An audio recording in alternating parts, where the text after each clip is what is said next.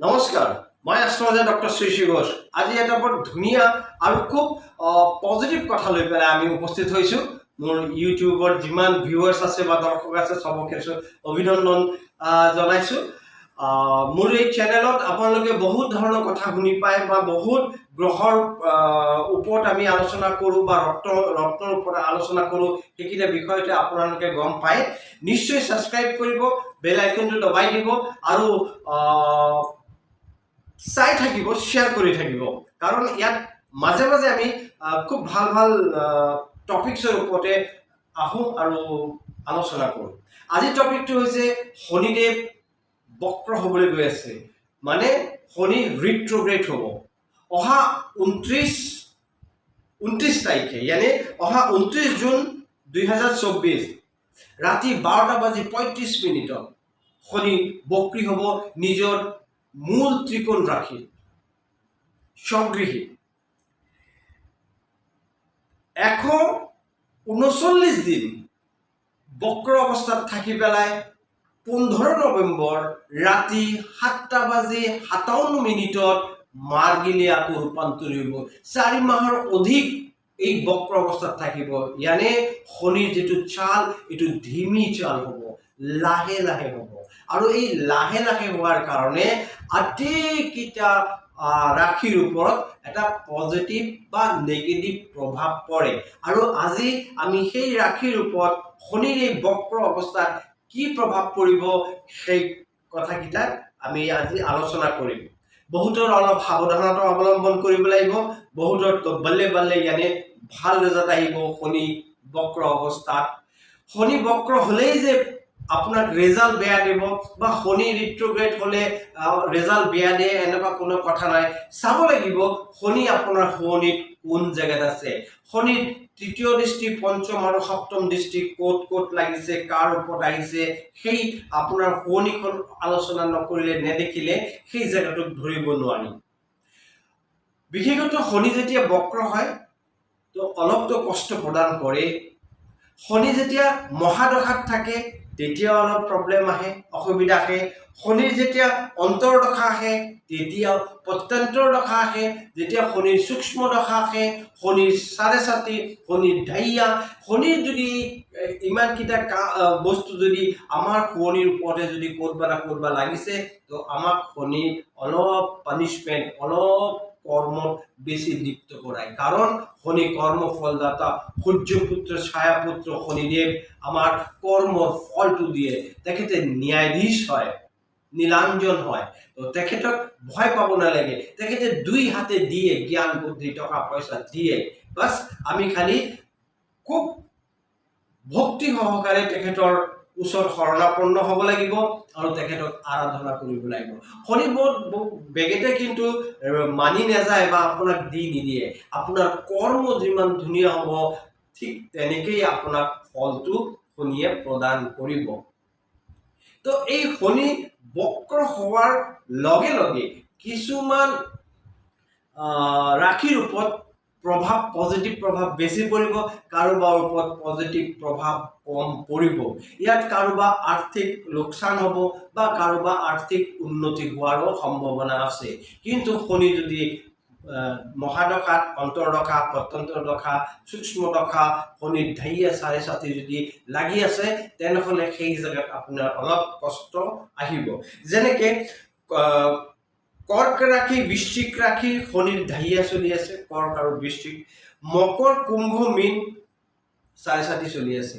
তো এই যে 5টা ৰাশিৰ জাতক জাতিকা, তো আপোনালোকৰ এই অৱস্থাত শনিৰ কৰ্মটো অলপ বেছিকে ভালকে কৰিব লাগিব, তেনেহ'লে শনিৰ দ্বাৰা আপোনালোকে উপকৃত হ'ব। নতুবা শনিৰ বক্ৰ অৱস্থাত আপোনালোকক অলপ বেকফুটত, यानी অলপ পিছুৱাই যাব লাগিব কৰ্মস্থানৰ পৰা, यानी যিটো কৰ্ম কৰি আছে তাৰ পৰা যিটো উচিত ফল আপুনি পাব লগা আছে সেইটো দেৰি হৈ যাব। যি নহওক, বেছি দেৰি নকৰি আজি আমি ষ্টাৰ্ট কৰিছোঁ যে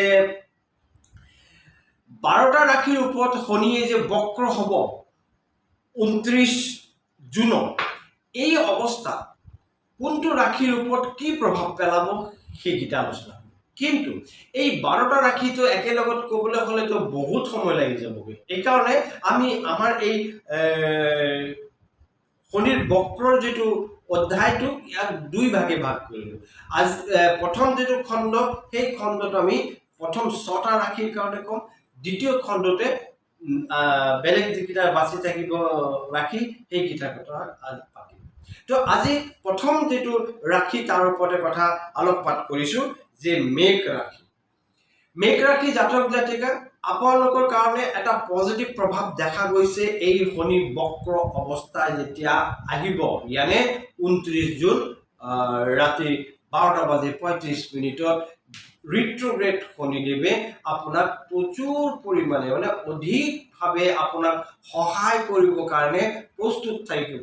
আপোনাৰ কাৰণে এই 15 নৱেম্বৰ 2024 লৈকে আপোনাৰ কাৰণে এটা গোল্ডেন চান্স। এই সময় আপুনি যদি আপোনাৰ কৰ্মত যদি অলপ ধ্যান দিয়ে তেনেহলে আপুনি ল্যান্ড প্ৰপাৰ্টি, মাটি, ঘৰ, গাড়ী, বাহন বা বৈবাহিক জীৱনত আবদ্ধ হ'বৰ কাৰণে যদি উৎসাহিত আছে তো সেইটো জেগাত বা নতুন কোনো কৰ্ম, চাকৰি বা ব্যৱসায়ত যদি আপুনি অলপ ধ্যান কেন্দ্ৰিত কৰে, যদি আপুনি ব্যৱসায়ত লিপ্ত আছে, যদি আপুনি গভৰ্ণমেণ্ট জব কৰি আছে তেনেহলে আপোনাৰ এই জেগাত পজিটিভ ৰিজাল্ট আছে। আৰু এই পজিটিভ ৰিজাল্টটো আছে বুলি যদি আপুনি বহি দিয়ে তেনেহলে আপোনাৰ যিমানটো আপুনি পাইছে তাতছে বহুত ডাউনত যাব, কাৰণ কৰ্মফল দাতা শনিদেৱ। মই লাষ্টত কৈ দিম যে কি কি কৰ্ম কৰিলে শনিৰ পজিটিভ পাৱাৰটো আমি আৰ্ণ কৰিব পাৰিম, মানে পাব পাৰিম। যি নহওক তো মেঘ ৰাশিৰ কাৰণে এই জেগাত খুব পজিটিভ দেখা গৈছে, প্ৰভাৱ খুব ভাল। শনি বক্ৰী হৈ পেলাই আপোনাক 2 হাতে দিয়াৰ কাৰণে ৰৈ আছে। নেক্সট আহিছো বৃষ ৰাশিৰ জাতক জাতিকা। বৃষ ৰাশি আপোনাৰ ৰাশিৰ মালিক শুক্ৰদেৱ। বৃষ ৰাশিৰ জাতক জাতিকাৰ খং আৰু পজিটিভনেছটো বা কামৰ প্ৰতি স্পৃহা, যিটো ইচ্ছা, সেইটো কণ্টিনিউয়াছলি ৰাখিব। ইয়ানে আপোনাৰ খংটোকো অধিক ৰাখিব, কৰ্মটো আপোনাৰ মনোযোগটো পাৰফেক্ট ৰাখিব। কিন্তু এটা কথা আছে যে বাহন যেতিয়া আপুনি চলাব সেই খং মাথা গৰম লৈ পেলাই বাহন কেতিয়া নচলাব, আপোনাৰ অসুবিধা হোৱাৰ বা দুৰ্ঘটনা হোৱাৰ সম্ভাৱনা ইয়াত দেখা দেয়।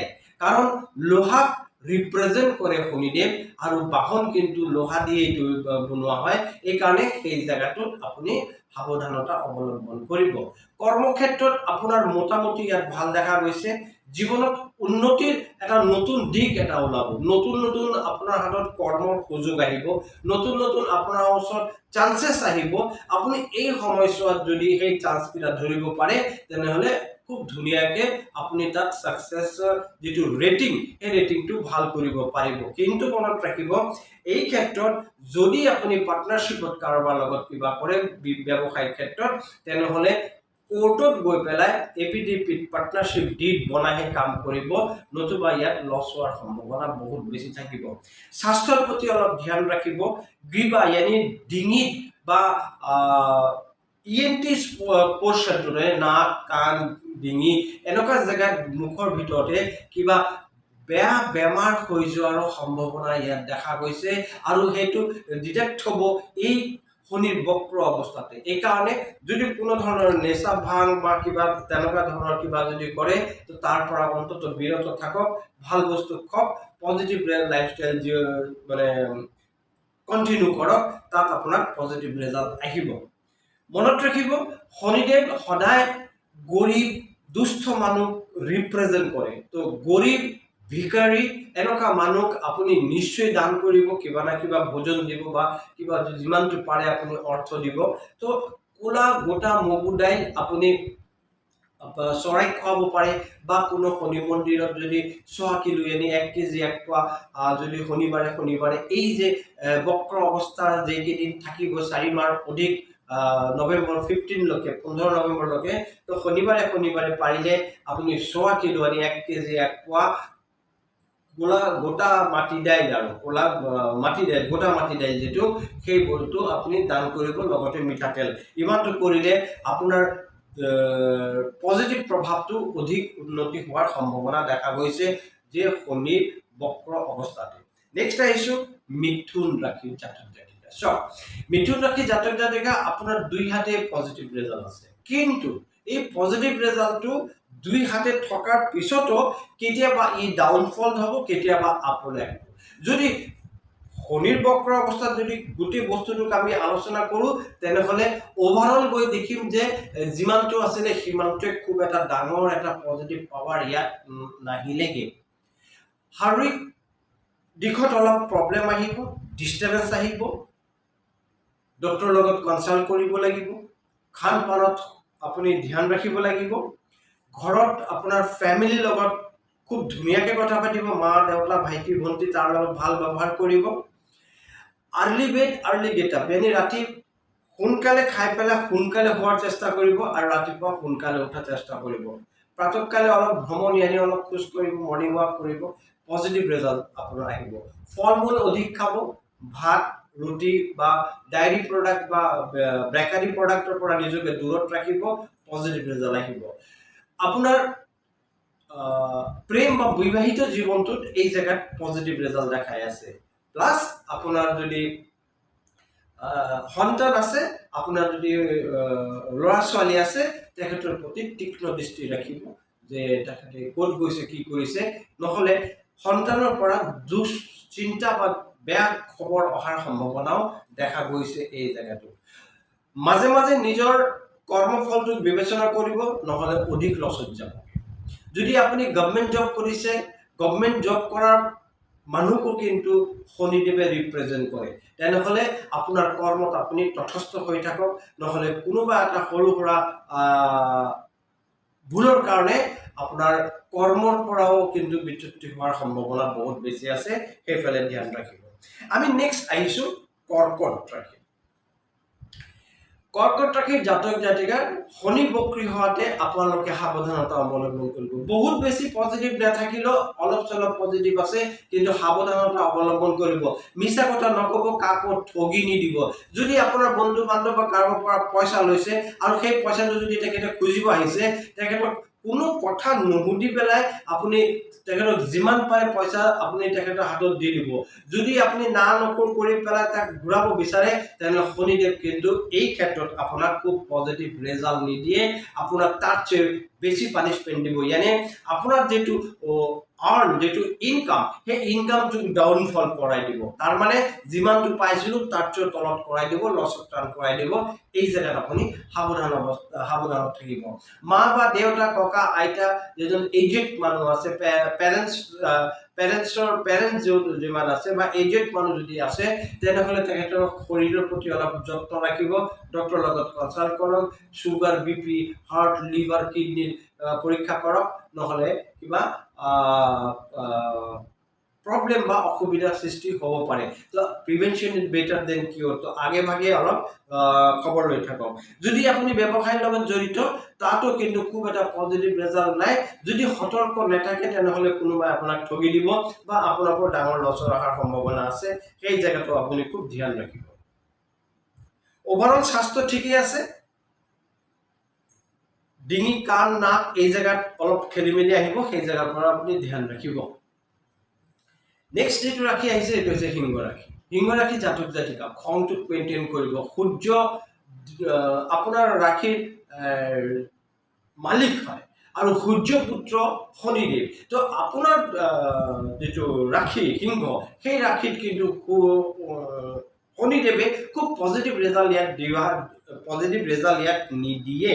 পজিটিভ ৰেজাল্ট নিদিয়াৰ কাৰণ এইটো হৈছে যে পিতা পুত্ৰৰ ভিতৰতে এটা অসামঞ্জস্য যেটো প্ৰভাৱ আছে, পিতা পুত্ৰৰ ভিতৰত যেটো অমিল অৱস্থাত আছে, তাৰ কাৰণে সিংহ ৰাশিৰ জাতক জাতিকাৰ এই সময়ছোৱাত খুব এটা পজিটিভ ৰেজাল্ট নাহেগে। যদি আপুনি বিবাহিত, খুব পজিটিভ ভাৱে আপোনাৰ হাজবেণ্ড বা ৱাইফৰ লগত থাকিব। কোনো ধৰণৰ যেন আপোনাৰ মিছা বা কোনো ভুল কথা লৈ পেলাই যেন আপোনাৰ হাজবেণ্ড ৱাইফৰ লগত যে কোনো ধৰণৰ বিবাদ সৃষ্টি নহয়, সেইফালেও আপুনি ধ্যান ৰাখিব, কনচেন্ট্ৰেশ্যন নহ'লে ব্ৰেক যাবগে।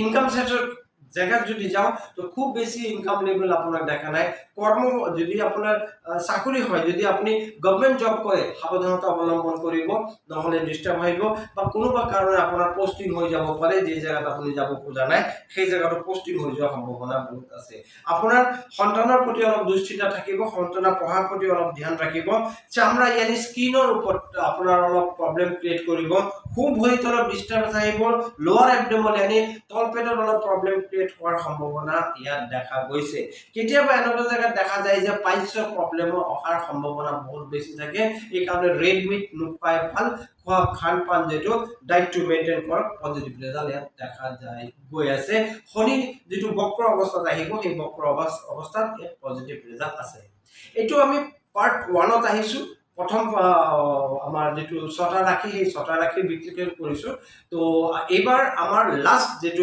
ছটা ৰাখিৰ ভিতৰত যে লাষ্ট যেটো ৰাখি হেতু হৈছে কন্যা কন্যা ৰাশিৰ ফলাফল কোৱাৰ আগতে এটা নিশ্চয় আকৌ একবাৰ অনুৰোধ কৰিম যদি এতিয়ালৈকে আপুনি সাবস্ক্ৰাইব কৰা নাই তেনে নিশ্চয় আমাৰ চেনেলটো সাবস্ক্ৰাইব কৰি বেল আইকনটো বজাই দিব আৰু শেয়াৰ নিশ্চয় কৰিব তাতে আমি গম পাম যে কিমানে আমাক ওয়াচ কৰিছে আৰু আমি আকৌ নতুন নতুন ভিডিওৰ কাৰণে অলপ সময় অতিবাহিত কৰি পেলাই ভাল ভাল ভিডিও আমি আপোনাৰ ওচৰত লৈ আহিম আমাৰ উৎসাহটো বাঢ়ি যায় ইয়াতে যি নহওক তো এইটো এপিসোডৰ লাষ্ট যেটো 6 নম্বৰ যেটো ৰাখি হৈছে কন্যা ৰাখি সব কন্যা ৰাখি জাতক জাতিকা আপোনাৰ পজিটিভনেসটো সদায় আছে কিন্তু অলপ আপোনাৰ মাথাত অলপ বেয়া বুদ্ধি ঘুমাই যায় কেতিয়াবা আপুনি হয়তো কাৰো ভাল কেতিয়াবা নকৰি ভাল কাম কৰিব নুখুজে এনেকুৱা এটা প্ৰবৃত্তি আহি যায় বা আপুনি ভাবে যে যেনে তেনে নিজৰ কৰ্মটো কৰিলেও বাকি যাবগে প্ৰবলেমত পৰগে এই যদি মনোভাৱটো কেতিয়াবা আপোনাৰ আহে তেনে ইয়াৰ পৰা আপুনি বাচি থাকিব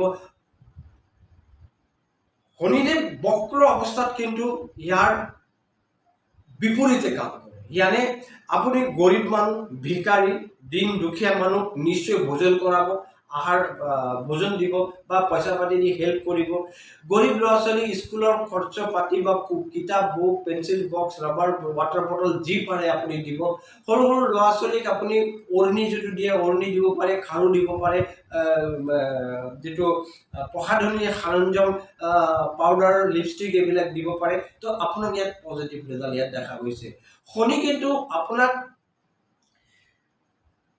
গুটে বক্ৰ অৱস্থাত নিদিয়ে কিন্তু মাঝে মাঝে আপোনাক অলপ অলপ পজিটিভ প্ৰভাৱ দিব কিন্তু সেই পজিটিভ সময়টো যদি আপুনি ভালকে ধৰিব নোৱাৰে তো পজিটিভ প্ৰভাৱৰ পৰা আপুনি বঞ্চিত থাকিব এই কাৰণে শনি বক্ৰ এনি ৰিট্ৰোগ্ৰেডৰ অৱস্থাতে আপুনি নিজকে ধ্যান কেন্দ্ৰিত কৰি ৰাখিব প্ৰথম কেদিন কৰাৰ পিছত মানুহে পাহৰি যায় এই কাৰণে আপুনি যত আপোনাৰ বহা জায়গা বা আপোনাৰ ডাইনিং হল বা যত আপুনি ঘৰত বহে সিটিং বা বিছনাৰ আগত মুখতে আপুনি এটা কাগজত লিখি ৰাখিব তো ডেইলি বা দুৱাৰৰ ভিতৰ সাইডে লিখি ৰাখিব ডেইলি দেখতে আপোনাৰ মনত পৰিব যে মই কি কৰিব লাগে কাৰো পইচা মাৰি নিদিব ঠগি নিদিব কাৰো লগত ঠগনবাজ যেটো হয় হেতু নকৰিব চিট ধোকাবাজি নকৰিব মাটি বা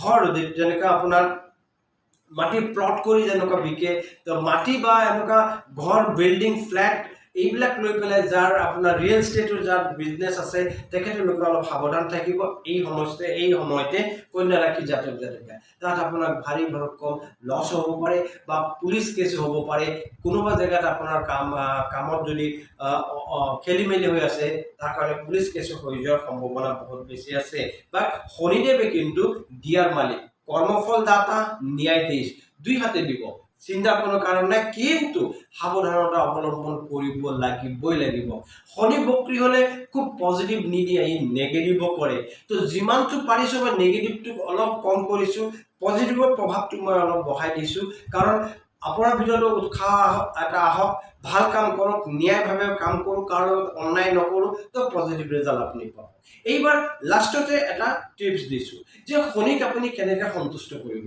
শনি খুব বেগেতে সন্তুষ্ট নহয় এই কাৰণে